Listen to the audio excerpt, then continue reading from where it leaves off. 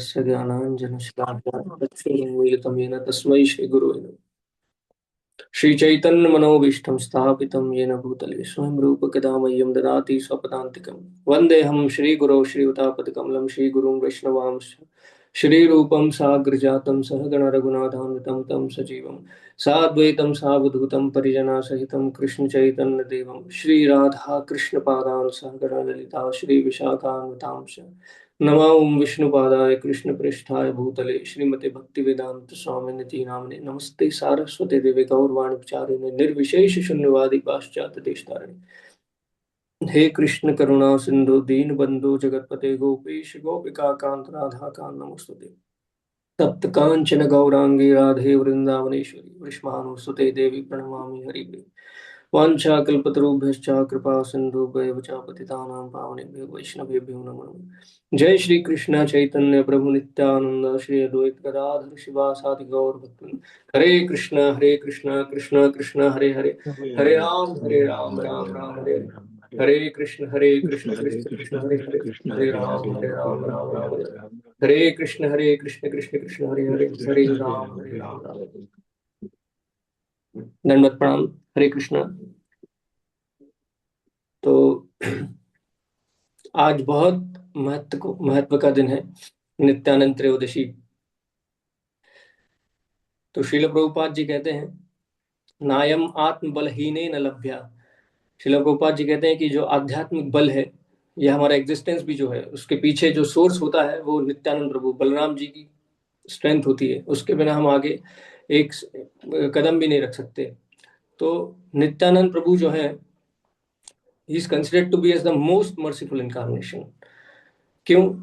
He is actually अदोषदर्शी है, वो किसी के अंदर दोष नहीं देखते। और अगर आपको चैतन्य महाप्रभु की कृपा चाहिए तो उससे पहले आपको नित्यानंद प्रभु की कृपा चाहिए लगेगी। अगर नित्यानंद प्रभु की कृपा नहीं है तो चैतन्य महाप्रभु की कृपा नहीं मिल सकती। नित्यानंद प्रभु हरि नाम की शक्ति और चैतन्य महाप्रभु की कृपा का प्रचार किया उन्होंने। और सबसे बड़ी बात है कि क्रेडिट नहीं लिया कभी। उनका जो स्वभाव है, वो क्रेडिट नहीं लेते। काम पूरा उन्होंने किया है, लेकिन पूरी जो श्रेय है वो चैतन्य महाप्रभु के ऊपर दे दिया। अब हम देखेंगे कि जो सारे गोस्वामीज हैं, रूप गोस्वामी, सनातन गोस्वामी, जीव गोस्वामी, ये सब, रघुनाथ दास गोस्वामी, इन सबको कृपा चैतन्य महाप्रभु की नित्यानंद प्रभु की कृपा की वजह से मिली। ये अगर हम पास टाइम ध्यान से समझेंगे तो। और कृष्णदास कविराज गोस्वामी, वृंदावन दास ठाकुर, इन्होंने हमें क्या दिया है आप सोच के देखो। चैतन्य चरितामृत, चैतन्य भागवत, जो हम ग्रंथ अभी जो हम जिसमें हम रसास्वादन कर पा रहे हैं, उसकी उसकी जो फाउंडेशन जो है वो कृपा नित्यानंद प्रभु की वजह से आई है। तो नित्यानंद प्रभु वास्तव में जो पंच तत्व हैं, उसमें हमको क्या देते हैं? वो सीधा देते हैं लव ऑफ गॉड हेड। प्रेम जो है वो नित्यानंद प्रभु की कृपा से ही आएगा। रस तो चैतन्य महाप्रभु देंगे कि किस रस में हमारा स्थान है, लेकिन प्रेम जो है वो नित्यानंद प्रभु की वजह से ही मिलेगा। तो आनंदनाथ प्रभु जी ने बहुत अच्छा क्लास लिया था डिटेल में, हम उसमें अभी चर्चा नहीं करेंगे। तो नित्यानंद प्रभु की कृपा से उन्होंने जो होली नेम का प्रचार किया है, हम उसी पे आगे चर्चा करने का प्रयास करेंगे। जो पिछले सत्र में हमने चर्चा की थी हरि नाम पे, उसमें हमने समझा था कि उच्चारण की क्या महिमा है। हरि नाम की केवल उच्चारण मात्र से, श्रीमद् भागवतम और चैतन्य चरितामृत में हमने समझा था कि कितनी पोटेंसी होती है केवल जीवा के अग्रभाग से, भाग से उसका इस्तेमाल करने। मतलब हरिनाम को अगर जीवा के अग्रभाग पे स्पर्श भी हो जाता है तो कितनी उसकी पोटेंसी, वो हमने डिस्कस किया था। तो आज हम वहीं से आगे बढ़ने का प्रयास करेंगे। नेक्स्ट लेवल में अगर हमें जाना है, जपा, हम सबको पता है कि हरिनाम की शक्ति क्या है, हरिनाम की इम्पोर्टेंस क्या है, तभी तो हम यहाँ आके बैठ के जप कर रहे हैं। तो हम आगे समझने का प्रयास करेंगे कि हरिनाम में हम आगे कैसे अपना सुधार कर सकते हैं, कैसे कृपा प्राप्त कर सकते हैं, जो हमें आचार्यों ने बताया है, गुरु महाराज ने, श्रील प्रभुपाद ने समझाया है। तो श्रील रूप गोस्वामी नेक्टर ऑफ इंस्ट्रक्शन में, अब जब आप पढ़ेंगे श्रील प्रभुपाद की बुक पढ़ेंगे, नेक्टर ऑफ इंस्ट्रक्शन उपदेश अमृत, श्रील रूप गोस्वामी जी ने 7वें नंबर का जो वर्ष है नेक्टर ऑफ इंस्ट्रक्शन में, उसमें श्रील रूप गोस्वामी बताते हैं कि हरिनाम जो है एक औषधि है, मेडिसिन।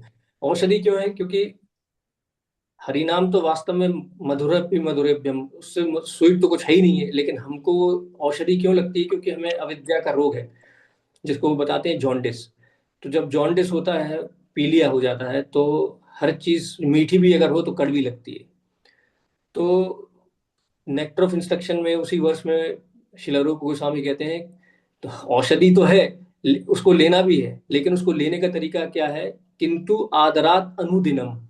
उसमें एक लाइन आती है, आदरात अनुदिनम। आपको कैसे लेना है औषधि? आदर के साथ लेना है, अनुदिनम, रेगुलरली लेना है। तो उसको हम समझें थोड़ा, कि आदर, आदर का मतलब, अगर आदर का उल्टा हो तो उसको बोलेंगे हम अनादर। अगर आदर नहीं है तो क्या होगा? अनादर। तो वास्तव में हमें अगर हरि नाम के प्रति रिस्पेक्ट नहीं है तो हम उसको ग्रहण नहीं कर पाएंगे। अगर दोनों नहीं है, अगर आदर नहीं है या आदर अकेला है, अनुदिनम नहीं है, रेगुलर नहीं है, तो भी काम नहीं बनेगा। और रेगुलर ले लेकिन घिस रहे हैं बस, कोई रिस्पेक्ट नहीं है, तो भी बात नहीं बनेगी, रुचि नहीं आएगी। तो आदर जो है हरि नाम के प्रति, वो कैसे आएगा? जब तक हमको हरि नाम पे तत्व नहीं समझ में आएगा। हरि नाम का तत्व हमें पता होना चाहिए, फिलोसफिकल कन्विक्शन होना बहुत जरूरी है। नहीं तो क्या होगा? भविष्य में डाउट आएगा, और डाउट से रुचि नहीं आ सकती। तो हरि नाम is non different than Krishna. अभिन्नत्वाम नाम नामिनो, पद्म पुराण बताते हैं भगवान का नाम और भगवान अभिन्न है। तो कृष्ण के नाम में रुचि कैसे आएगी? जब तक कृष्ण में रुचि नहीं आएगी। तो परम पूज्य राधा गोविंद महाराज जी कहते हैं कि कृष्ण में मन केवल कृष्ण कथा से ही लगेगा। तो श्रीमद् भागवतम चैतन्य चरितामृत, ये बहुत बढ़िया सुविधा दी है श्रील प्रभुपाद ने, कि कृष्ण में रुचि, स्नेह अगर आ जाएगा तो कैसे आएगा? श्रीमद् भागवतम का श्रवण और कीर्तन करने से। तो आदर नेक्स्ट लेवल पे अगर हम समझें, तो 10 ऑफेंसेस जो हैं हम रोज रिसाइट करते हैं, तो वो भी हमको नहीं करना है, तो उससे अनादर नहीं होगा। अगर आदर करना है तो पहले फिलोसफिकल कन्विक्शन भी होना चाहिए, और 10 नाम अपराध भी नहीं होना चाहिए। अब दूसरा आता है अनुदिनम। अनुदिनम मतलब होता है रेगुलरली। ऐसा नहीं कि आपने एक दिन कर लिया, एक हफ्ते कर लिया, फिर छोड़ दिया।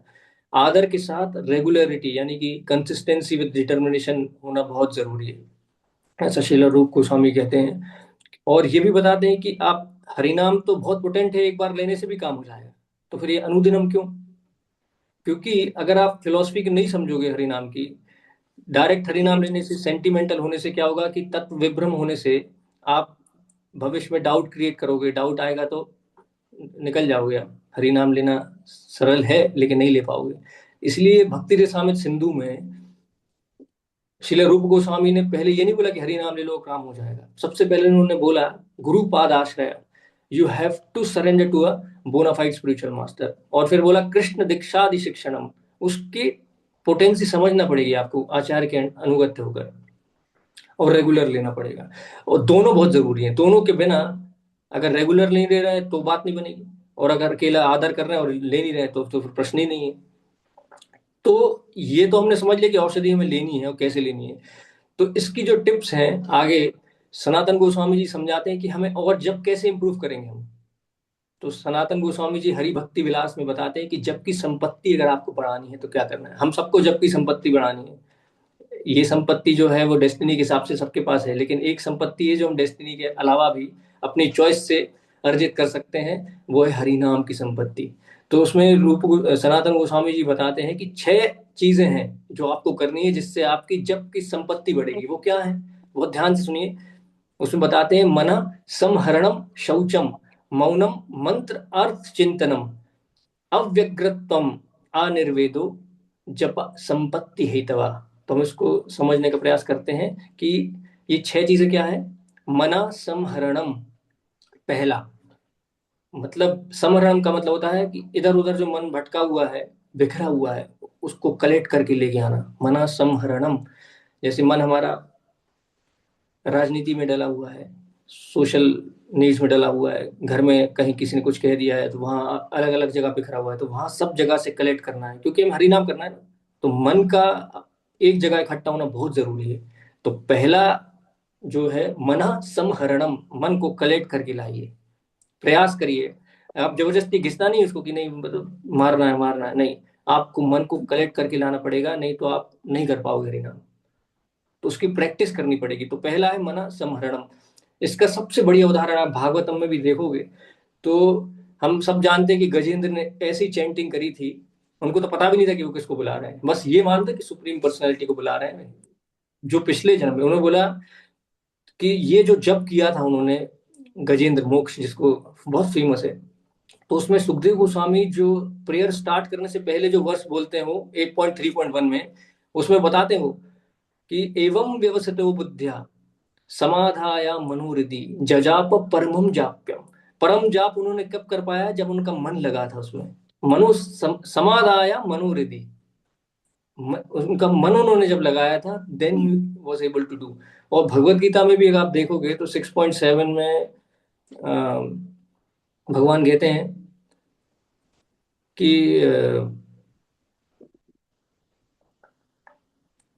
6.7 में भगवान ने बताया कि आप ये जो मन जब लग जाता है ना, तो परमात्मा समाहिता, कि एक बार आपका मन अगर आप कंट्रोल में आ गया तो क्या होगा?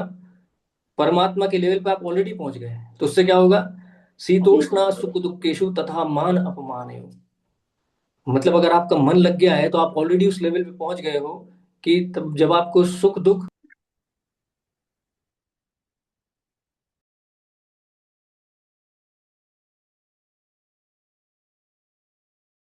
प्रभु जी म्यूट हो गए। प्रभु जी, हरे कृष्णा। प्रभु जी म्यूट हो गए। हरे कृष्णा। अभी आवाज आई Prabhu ji? Hare Krishna. Yes, yes, yes Prabhu. Prabhu ji. Yes, Prabhu. जी। Please proceed. तो 6.7 में भगवान बताते हैं कि जिसका जितात्मना प्रशांत से परमात्मा समाहिता, जिसका मन कंट्रोल में आ गया वो परमात्मा के लेवल पे पहुंच गया है। यानी कि जड़ भरत के एग्जाम्पल में देखेंगे अगर हम लाइफ में, तो शीतोष्णा सुख दुख मान अपमान, ये तीनों लेवल पे, यानी कि शरीर के लेवल पे शीतोष्णा यानी कि ठंडी गर्मी से कोई फर्क नहीं पड़ता था उनको। सुख दुख, सुख दुख कहाँ होता है? ये सटल बॉडी का काम है, माइंड। हैप्पीनेस डिस्ट्रेस केवल मन का भ्रम होता है, उससे भी पार हो गए थे। और मान अपमान, उन्होंने कितना सुना, क्या क्या नहीं सुना, फॉल्स ईगो के लेवल पे भी पार हो गए थे। तो माइंड कंट्रोल की इतनी महिमा है। और हम ये अवंती ब्राह्मण की कथा में भी देखते हैं कि उनका जो रियलाइजेशन था, वो उसमें बोलते हैं कि नायम जनों में सुख दुख हेतु ना देवता आत्मग्रह कर्म काला मना परम कारण मामनंती संसार चक्रम परिवर्तित। ये संसार रोटेशन होने का कारण केवल मन है, ये रियलाइजेशन है अवंती ब्राह्मण जी। उसमें वो कह रहे हैं कि ना तो ये लोग, ना मैं खुद, ना मेरे कर्म, ना मैं काल, ये कोई नहीं है इस रीजन, अल्टीमेटली मेरा मन ही है जो परसीव करता है ये सब। तो रोटेशन का जो असली कारण है वो मन है। तो श्रील रूप गोस्वामी जो बता रहे हैं कि मना समरण, मतलब मन को कंट्रोल करना कितना जरूरी है। अब नेक्स्ट आता है शौचम। आप जब करने बैठे हैं तो क्या करना चाहिए हमको? स्वच्छता का अगर आप पालन करेंगे, अंदर भी बाहर भी, स्नान करके बैठे हुए, ये कोई नियम नहीं है। ततार पिता नियमित स्मरण निकाल, ये टिप्स हैं जो श्रील सनातन गोस्वामी बता रहे हैं कि आपको अगर जब में संपत्ति इकट्ठी करनी है तो शौचम अगर आप रखेंगे तो बहुत उत्तम है। मौनम, ये बहुत जरूरी है। इसमें बहुत लंबा डिस्कशन होता है कि मौनम का मतलब यहाँ पे चुप होना नहीं है। मौनम का मतलब वो बता रहे हैं कि प्रलपन नहीं होना चाहिए।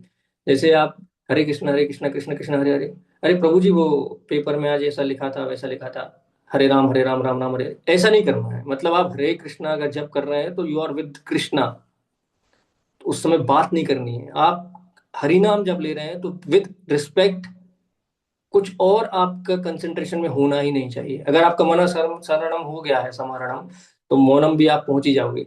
आपको फालतू की बात, मतलब जब आप जॉब कर रहे हो तो जब या तो आप बंद कर दो या आप बात करो। मौनम का मतलब होता है कि while chanting you should not do anything और you should not talk anything. और फिर मौनम के बाद आता है मंत्र अर्थात चिंतनम। मंत्र अर्थात चिंतनम, जो हम हरे कृष्णा जप कर रहे हैं उसके पीछे उसका भाव क्या है, वो क्या बोलना चाह रहा है मंत्र, हे कृष्णा हे राधा, हे कृष्णा हे राधा, तो वो कह रहे क्या मतलब हमें आप अपनी सेवा में लगाओ, ये बैकग्राउंड में चलना चाहिए। हर शब्द पे अर्थ नहीं बोल रहे हैं यहाँ पर, एक बैकग्राउंड में एक भाव होना चाहिए कि मैं क्यों जप कर रहा हूँ, मुझे उनके चरणों में प्रार्थना करना है कि मुझे आप अपनी सेवा में लगाओ। अपनी सेवा में मैं तो लगा ही हुआ हूँ, आप अपनी सेवा में मुझे लगा लो। माया की सेवा से हटा के आप अपनी सेवा में मुझे लगाओ। ये बैकग्राउंड में ऐसे चलना चाहिए। मंत्र अर्थात चिंतनम।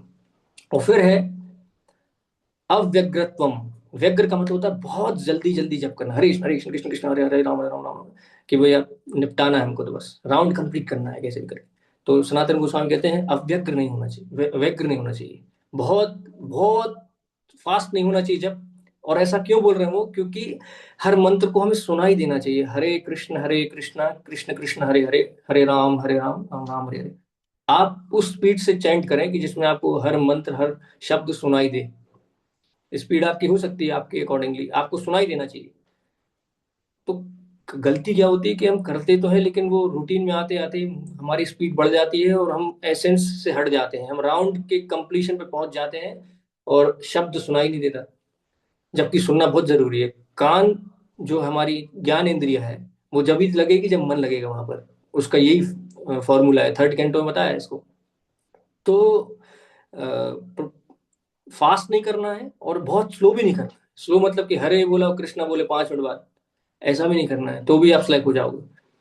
और अनिर्वेदो, ये लास्ट पॉइंट जो है, इसमें बता रहे हैं वो कि हतोत्साहित नहीं होना चाहिए। बोले प्रभु जी हम 10 साल से माला कर रहे हैं, कुछ हो ही नहीं रहा है, रुचि नहीं आ रही। तो इसमें वो बताते हैं कि एंथुसियाज्म जो है वो ऐसा ही रहना चाहिए जैसे पहली दिन था। अगर हतोत्साहित हो गया, उत्साह निश्चय धैर्य तत्त कर्म प्रवर्तना, तो सब बात खत्म हो जाएगी। अगर एंथुसियाज्म ही नहीं है तो आप भगवान को कैसे प्रूव करोगे कि यू आर डेस्परेट। हमारा इतने जन्म का घोटाला है, इतना पुराना कंडीशनिंग है, कैसे जाएगी वो इतनी जल्दी।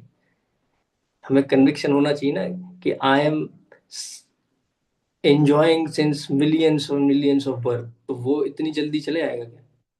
तो हमें हतोत्साहित नहीं होना चाहिए, हमें लगे रहना चाहिए। तो ये श्रील रूप गोस्वामी बताते हैं कि ये 6 पॉइंट करने से हमारे जप में क्या आएगी, संपत्ति। जप संपत्ति हेतवा, तो ये 6 पॉइंट पे अगर हम फोकस करेंगे तो हमारे जप में संपत्ति बढ़ेगी।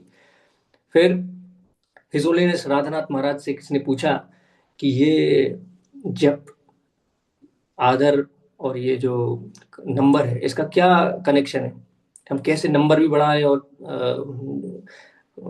क्वालिटी भी आए। तो महाराज ने बहुत अच्छा उत्तर दिया कि नंबर तो फिक्स कर दिया है हमारे आचार्यों ने, संख्या उससे कम नहीं होना चाहिए कभी भी।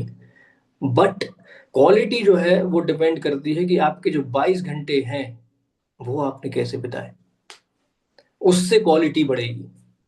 2 घंटे आप बहुत मन लगा के जब कर लो, लेकिन क्वालिटी जो है, महाराज का कहने का तात्पर्य है कि आप बाकी के दिन क्या करते हो, मतलब कृष्ण में मन लगता है आपका कि नहीं लगता है, आप अफेक्शन कैसे आएगा। इसलिए आनंदन प्रभु ने भी क्लास में कई बार बताया कि कुछ पॉइंट्स हैं कि आपका जो एटीट्यूड है टुवर्ड्स डिवोशनल चैंटिंग वो कैसे आएगा। तो उसमें कुछ पॉइंट्स है, जैसे फिलोसफिकल कन्विक्शन होना बहुत जरूरी है, जैसे हमने ऊपर भी डिस्कस किया। स्ट्रॉन्ग एसोसिएशन, बहुत स्ट्रॉन्ग एसोसिएशन होना चाहिए। स्ट्रॉन्ग एसोसिएशन का मतलब है कि जिनको हरिनाम में रुचि है, अगर आप उनका संग करोगे तो बहुत संभव है कि आपको रुचि आएगी। इसका सबसे बढ़िया उदाहरण है नामाचार्य श्री हरिदास ठाकुर। उनके संपर्क में तो एक वैश्य आके महाभागवत बन जाती है। लक्षाहीरा की कथा हमने सुनी है। तो क्या वो तो एक क्या कहते हैं कि उनको डिग्रेड करने के लिए और गलत मंशा से आई थी, और वो सब तो ठीक है, वो महाभागवत बन जाती है just by being associating with शिला हरिदास ठाकुर। तो स्ट्रॉन्ग एसोसिएशन, और ये एक दिन नहीं चाहिए, हमको हमेशा चाहिए। और स्ट्रॉन्ग एसोसिएशन के बाद कंसिस्टेंसी, डिटर्मिनेशन, कंसिस्टेंसी भी होना बहुत जरूरी है। जैसा आदेश मिला है वैसे ही करना है। और लक्षाहीरा ने तुरंत सारी प्रॉपर्टी ब्राह्मणों को बांट दी, जैसा आदेश मिला था वैसा ही किया। कंसिस्टेंसी से जपा करते रहे। और नेक्स्ट पॉइंट है जेन्युइन ह्यूमिलिटी। अब ये ह्यूमिलिटी सुनने में अच्छा लगता है लेकिन वो है नहीं है, तो उस पर ज़्यादा बोल नहीं सकते। तो जो महाराज बताते हैं कि जेन्युइन ह्यूमिलिटी का मतलब है जब वो आ जाएगी तो आपको खुद पता चल जाएगा। उसका मतलब है आपको प्राइड नहीं रहेगा, सिंसियर हेल्पलेसनेस फील होगी अंदर से कि मैं कुछ भी नहीं हूँ, मैं बहुत अच्छा प्रवचन करता हूँ, मैं बहुत अच्छे श्लोक बोल लेता हूँ। ये प्राइड है।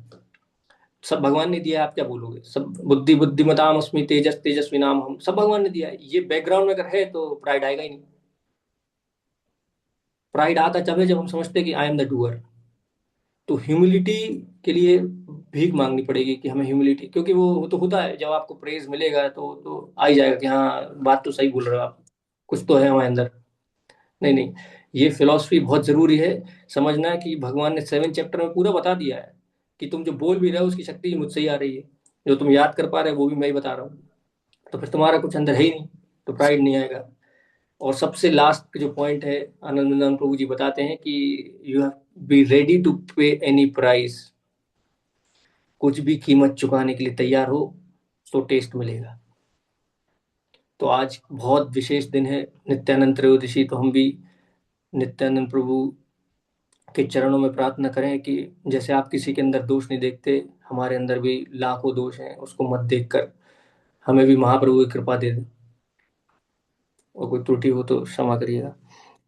वाञ्छाकल्पतरुभ्यश्च कृपा सिन्धुभ्येव च पतितानां पावनेभ्यो वैष्णवेभ्यो नमो नमः। जय श्रील प्रभुपाद, जय गुरुनानक।